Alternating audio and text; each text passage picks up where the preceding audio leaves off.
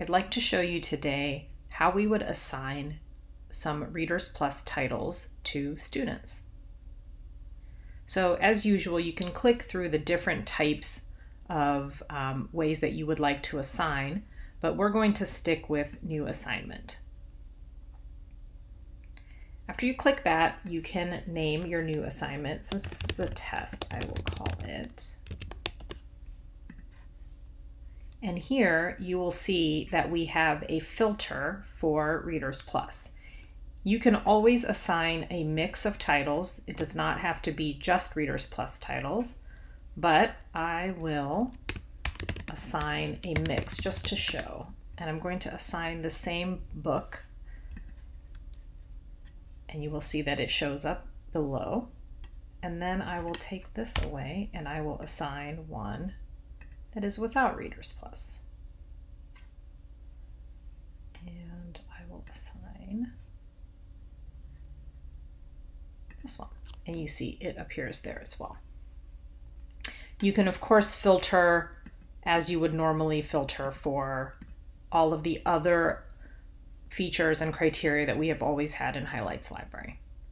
You click Next, and we're going to go ahead and assign this. Again, you can follow the other assignment capabilities, such as saving this for a future assignment, but we're going to move forward with assigning it.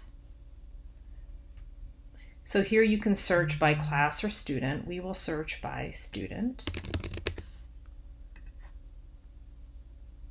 And I will assign it to just one student for now, which is now seen here below.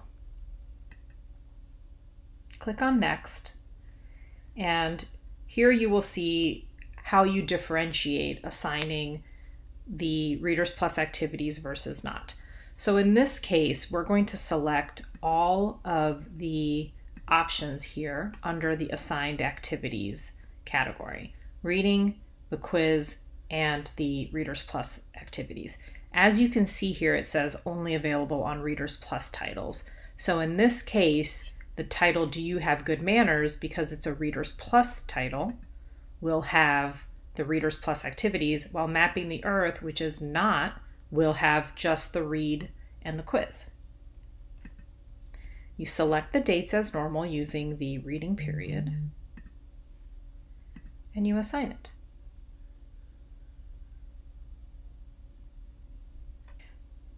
Now I'm going to show you what it looks like to review a submitted assignment.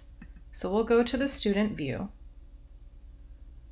and we will see I just assigned it to this ID, so we will click on this ID,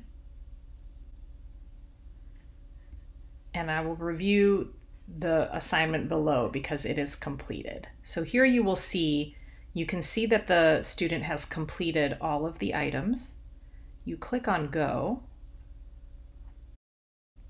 and this pulls up a window that gives you the ability to review their submissions. So here is the quiz score, and you can see each of the answers for the student, and then whether that is right or wrong, and it gives you the overall score. You can choose to leave a comment here if you like, and we will leave good job. We will save this. And it appears here in gray when it is final.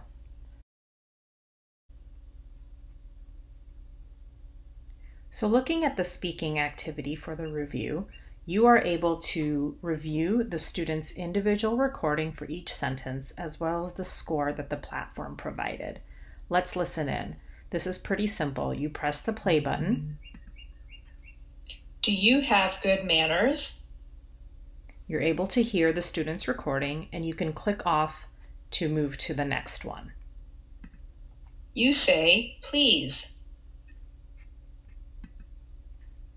Now, you can listen to all of them. You don't have to, and you have the scores that the platform has provided. In the teacher's comment section, you can choose whether to give full sentence by sentence remarks or to give an overall score or commentary. So here we will say pronunciation,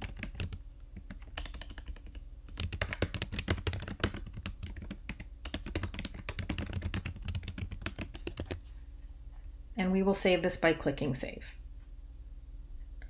Let's move on to the listening activity. So for the review here, you see the original question that was unscrambled, or the sentence, and the student's answer for the unscrambling activity. So you'll see here the score of whether they were right or whether they had some errors. So you'll see here in the number 4 example, you share pizza with your friends. The student has actually said, pizza you share with your friends.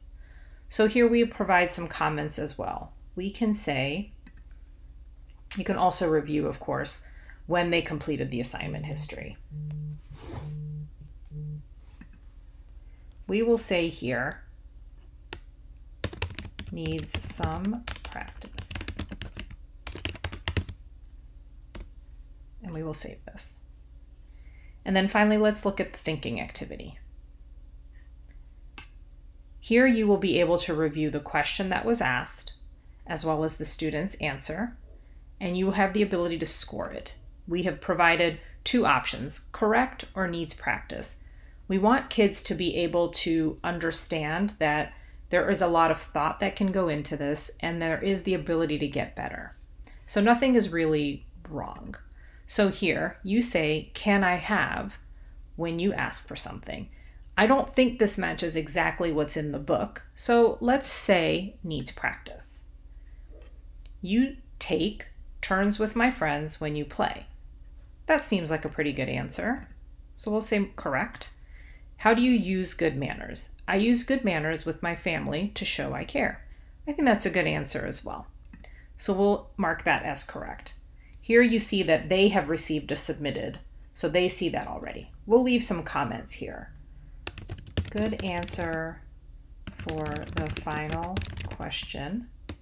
Continue to read the text closely and pay attention to details.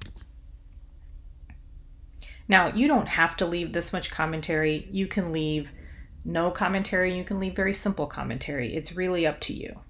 One thing to note is that the student does not automatically receive a score as part of the thinking activity. The only feedback they will receive is if a teacher reviews it. We will save this. And you click out by clicking X. So now you have reviewed